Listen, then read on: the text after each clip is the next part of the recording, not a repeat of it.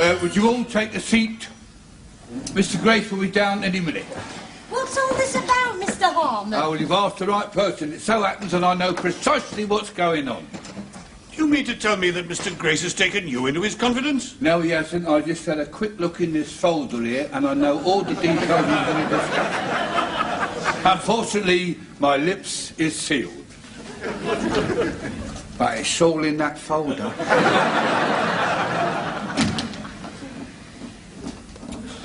I wonder if we're all going to get a rise. Or a cut. Perhaps it's a takeover by the Army and Navy. Oh, that'd be nice. Perhaps some Arab sheik has bought us all. Oh, Mrs. Slocum will come into her own then, won't she? They like 'em big in the East. Come to think of it, she's very big in the South as well. Mr. Lucas, just because we're in the boardroom and on our best behaviour doesn't mean that I won't give you one up the bracket. Mr. Granger, can't you control your junior? I'm more interested in what is in that damn folder.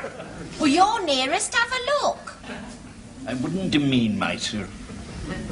You're next nearest. I'll tell you what I'll do. I'll keep Cavey for you. Why me? Oh, there you are, you see. When it comes to action, he's all talk. I shouldn't count on it. He didn't say much when he got me in the broom cupboard at Christmas party. All clear. Mr. Lucas, as the senior staff member here, I must forbid you to look into that folder. All right, then. I'm very sorry, Captain Peacock. I only read the first line.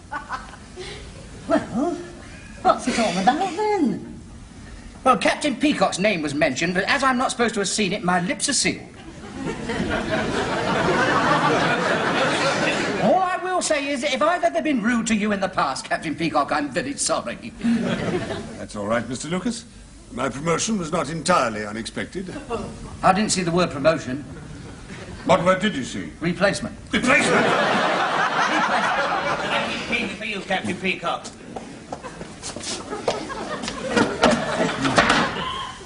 Good heavens. Good Lord. It's not that bad, is it, Captain Peacock? It's worse. Oh dear. Oh dear, oh dear. Oh dear, oh dear, oh dear, oh dear. Well, what does it say? Hurry up, I can hear his knees creaking along the corridor. We're all to be replaced en masse. Oh, that's why we've been summoned to the boardroom. Typical. Typical. Well, miserable old devil. My horoscope said I was going to get a new position. But I interpreted it quite differently. I have never been sacked. All the years I've worked in shops. I think we should all resign before we are dismissed. Yeah. I don't think we should do anything hasty. Water. Weak as water, that's what you are. I agree with you, Mr. Granger, and I am unanimous in that. Hands up all those who think we should resign. Good. We resign. And we do it in alphabetical order. Browns. Men first. Granger. A very good morning to you all. What's the matter? Cat got your tongues? Before you say anything, Mr. Grace, Mr. Granger has a statement to make. I see. Well, what is it then? Good morning, Mr. Gray. I'm afraid I must resign. Oh, well, Ernest, I suppose it had to come sooner or later. Make a note of that, Rumbold, and then tell them what I have in mind. Mr. Grace has decided, in his wisdom, that it would be a good idea if we all obtained experience of other people's departments. To that end, it has been decided that haberdashery and notions should go to bathroom fittings and sanitary ware, stationery should go to bedding, and the ladies and gentlemen of our floor are going to toys. So we're not going to get the sack after all? No, on the contrary, you could be promoted to the position recently left vacant by Mr. Granger. Job? I should say he was the obvious candidate, sir. Oh, well, Ross, make a note of that, Miss Bakewell. Congratulations. It will also leave a vacancy in Mr. Humphrey's position, sir. May I apply for that, sir? Could Mr. Lucas step into your shoes, Mr. Humphreys? Oh, yes, he's shown a lot of promise. And I do believe in giving young men an opportunity. Well, make a note of that too. Yes, I was under some misapprehension. I should like to withdraw my notice. It's gone down in the minutes, hasn't it, Miss Bakewell? Yes, Mr. Rumbold. I'm afraid once it's down in the minutes, the resignation will have to stand. Surely we don't have to be that hard on him, Mr. Rumbold. Couldn't he reapply? I suppose so. Do you want to do that? Oh, yes, I do. Wants to reapply, sir. Oh, have we any vacancies? Young Mr. Lucas's job is going. He's a bit old for that, isn't he? I think we should give him a chance, sir. After all, he has had a lot of experience. Well, very well. Give him the job. Welcome to Grace Brothers, young man. Well done, Mr. Granger. And if you work really hard, maybe in 20 or 30 years, you'll be earning what you were 5 minutes ago. I should watch it, though. We debagged the juniors on their first day. Very well, that's settled. We'll see you all in toys first thing on Monday morning. Don't be late, Mr. Granger. We don't want a black mark on your first day as a junior, you know.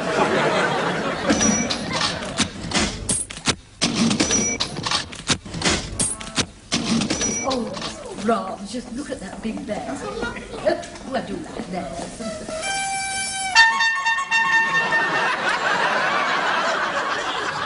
Morning, ladies. Welcome to toilet. The fairy time book is over there if you care to sign it. Just a minute, Mr. Granger. Juniors sign last. Don't worry, Captain Peacock's going to have a word with Mr. Rumbold about your reinstatement. Yes, providing your superiors give you a good report. Where is old Peacock, anyway? He's here, and I warn you, he's in a bad mood. They dragged him out on Sunday morning so he could learn all about the goods. Oh, how ridiculous. What is there to learn about toys? All you do is bounce them, cuddle them, or turn them on. Just like girls, really. Oh, you get sexy to everything, don't you? Given a chance. Good morning, everybody. Good morning. Oh, here. Anybody fancy a little early morning cocoa? Get off the floor, Mr. Harmon.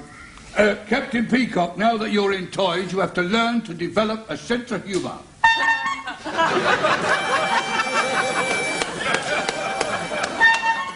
now we're all here, who's going to sell what? Well, I think it would be best if I acquaint you with the general range of products, and then we can allot responsibility later. I dislike children. I always disliked children. I disliked children even when I was a child. Well, you played with toys, didn't you? Well, I remember that I used to make soldiers out of plasticine and fill them with tomato sauce. Whatever for? So that I could shoot them down with my air pistol, and it made my sister sick. Now, this area here... Look, if this is going to be a long do, I want to spend a penny. I'll be as brief as possible, Mrs. Slocum. Now, this area here is devoted to the 2 to 5-year-olds. For instance, we have a lot of this sort of thing. What does that do? Is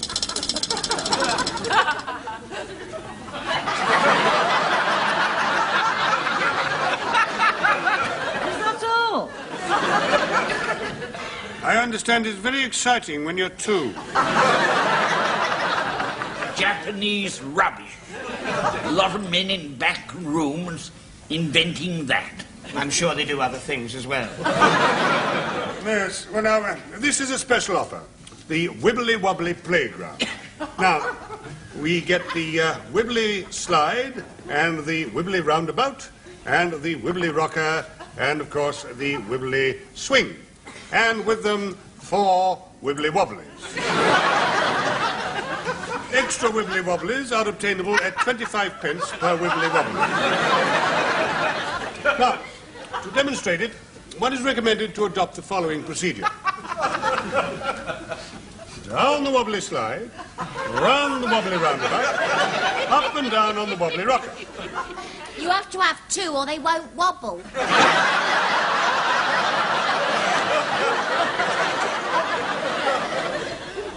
You should know. Now then, after that, we come to the grand finale. Oh, stop it. I can't stand it any longer. Excitement's killing me. Don't tell me that they're going to have a wobbly swing. Exactly. There you are. How much is that? $3.75.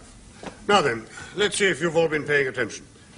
Mr. Humphreys, would you care to demonstrate? Let's imagine that a small boy between 2 and 5 has just arrived at the counter. Now, it's all up to you. Hello, little 2-year-old boy. Are you interested in wibbly wobblies? Are you? In that case, you must be 5. Oh, here they are. Charlie Wibbly Wobbly and his friend Roger. Now, what do? They go down the little chute, onto the Wibbly Wobbly roundabout, onto the Wibbly Wobbly rocker. Oh, dear, that's upset Roger. It's given him a Wibbly Wobbly tummy. But he doesn't want to disappoint Charlie, does he? So they both have a swing on the Wibbly Wobbly swings and then sit down together and discuss how nice it is living in Wibbly Wobbly land. But little do they know that Spencer the Spider, that's his brother. And he has crept up behind him and got him up for lunch.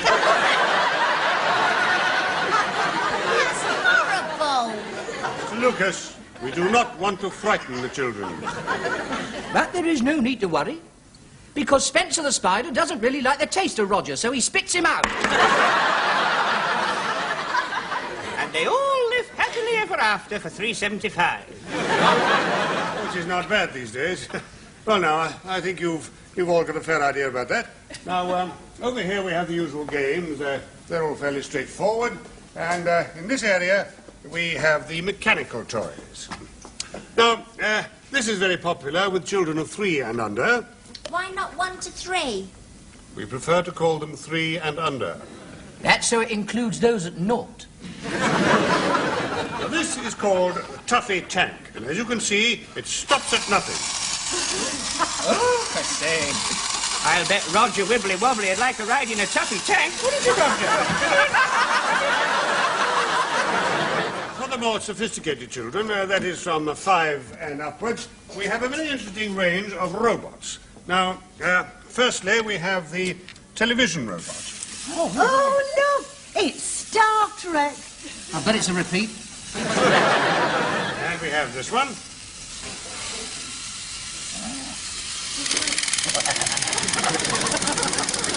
Obviously, it doesn't like television. Look, they're stuck together. What will we do? Took a bucket of cold water over.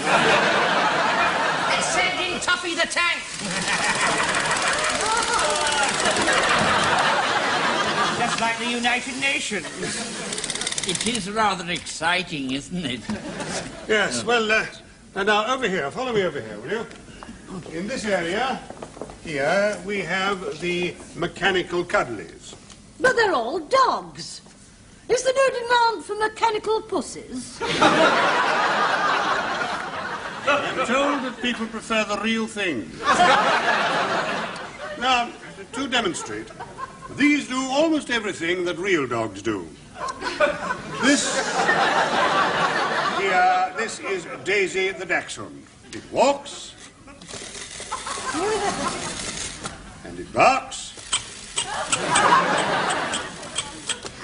There you are, Mr. Humphreys. No, thank you. Come on, Daisy. Time for walkies. Now then, here is Daisy's friend, Billy the Basset.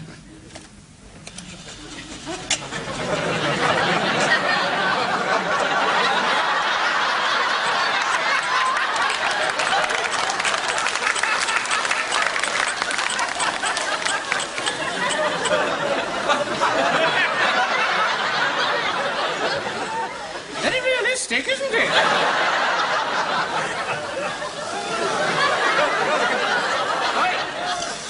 Find somebody your own size. I think you've got the general idea.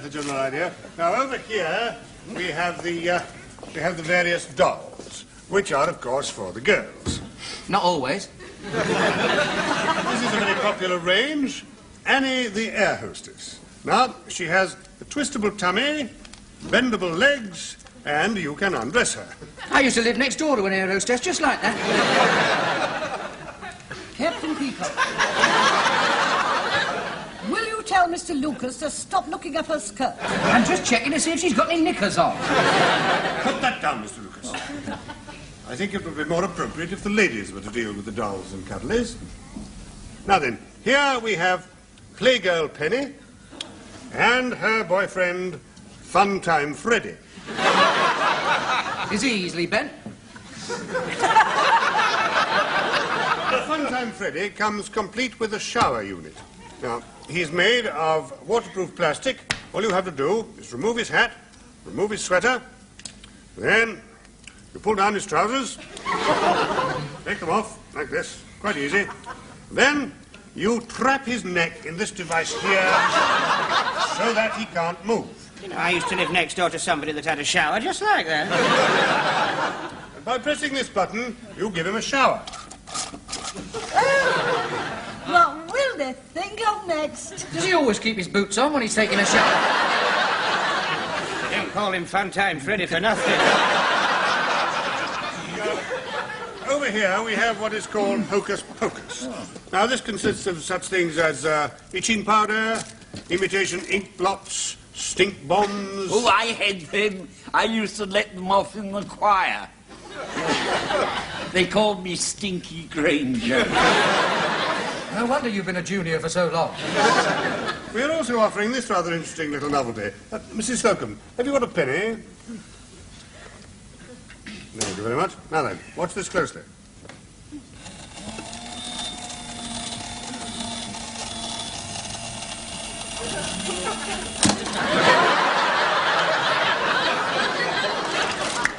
Just as I thought, made in Scotland. What about my money? And you said you wanted to spend a penny, you just have. Now then, over here we find the more complicated dolls. Now these actually talk. Now this type retails at £12.50 and is made in England.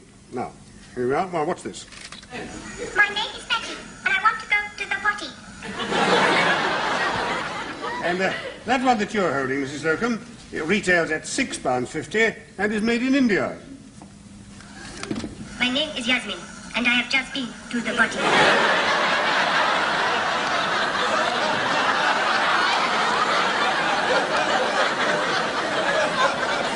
Yes, Mr. Grace? How's it going, Rumbold? Well, sir, they've only been at it for half an hour. Yes. Bathroom fittings are doing very well in trousers. Oh, good. Well, there are one or two customers about now, sir, so I should think that by lunchtime we should be able to foreguess the general spectrum of viability. Yes, I've no idea what you're talking about. Keep in touch. Yes, sir. And about Granger, sir. Granger? Yes, sir, he's now the junior. Oh, Granger the junior. Oh, he's just come to us from Derry and Tom's, hasn't he? That was in 1926, sir. 26? He's a bit old for a junior, isn't he? Mr. Granger is over 70, sir. Over 70 and still a junior? Well, he'd better pull his socks up or he'll have to go.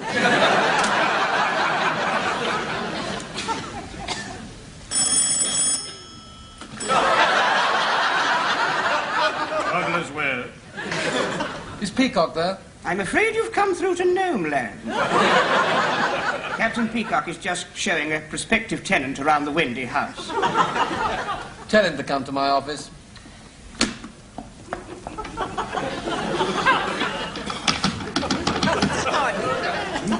Peter Pan!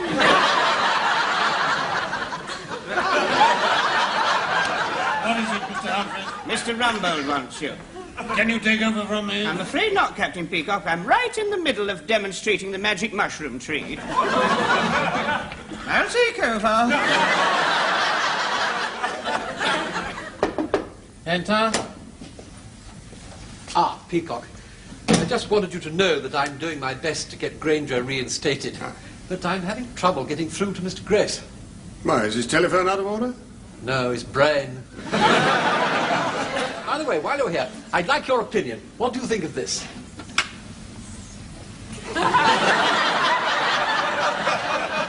streetwear? It's a whimsical novelty, Peacock.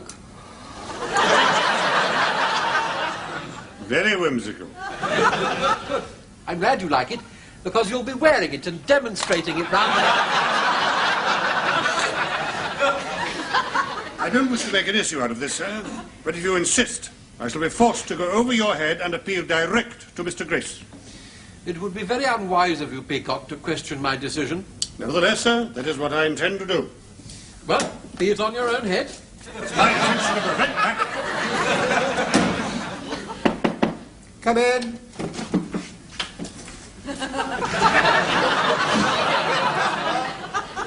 Yes, that's right. I want a table in the alcove. I'm expecting a young lady, so if she gets there before I do, give her a drink. She's a tall, blue-eyed blonde, about 65. I can't. I must go now. I've got a man here with a propeller on his head. Mr. Grace, I appeal to you. What do you think about your floor walkers wearing these? Well, what does it do? Yes, well, if you want to get off the ground, you'll have to get a bigger propeller. Mr. Rumbold, will you do something about Mr. Lucas? He keeps filling my tinkling dollies with fizzy lemonade. And every time I do the potty demonstration, they get all covered in froth. And there's another thing. Mr. Humphreys keeps coming over and putting Funtime Freddy in the shower. I want it clearly understood in front of witnesses that I am responsible for bathing Funtime Freddy. I had just stimulated a customer's interest in Funtime Freddy. I was carrying through the demonstration to complete the sale. I mean, we must have scope. If she wants to come over and give my wibbly wobblies a swing, would I create... I have no interest whatsoever in your wibbly wobbly. I want a rule that we all stick to our own counters. Well, in that case, stop Miss Brown from overwinding my vibrating bear. Can't keep her hands off it. Well, what about him? He keeps crawling under my counter. Can I help it if my robots get out of control? Have a sensible conversation with that man. Did he give you permission to take it off? No. The last suggestion was that I should put a bigger motor in it and save bus fares. Sorry to interrupt. I've got a bit of bad news. We've had a bit of a tragedy with Billy the Basset. He got a bit too cheeky with Bertie the Bulldog. We don't sell Bertie the Bulldog. No, it belonged to a customer. And as a result of the fracas, this is what happened. He's pleased to see his head again.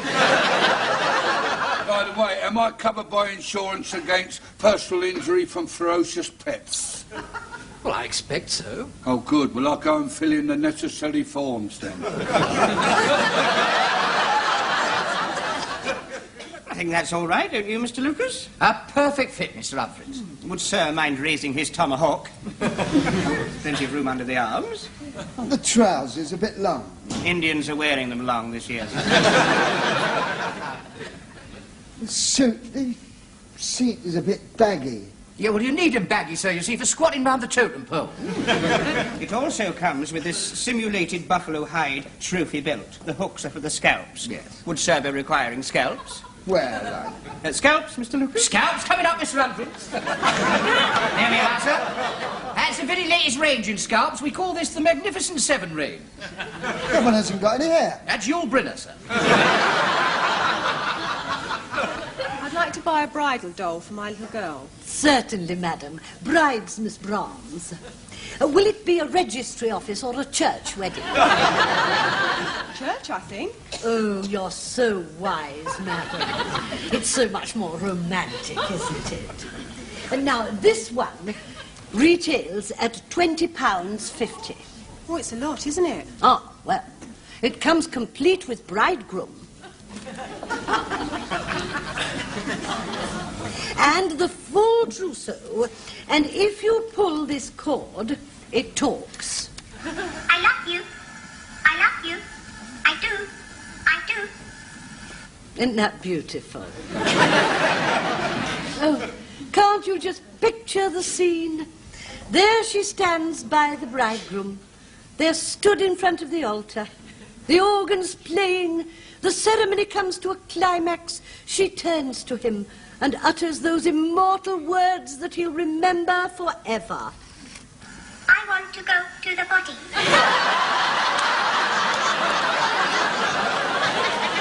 I see the points are set. Good, yes. Now check the signals. Right. All clear. So, we're off.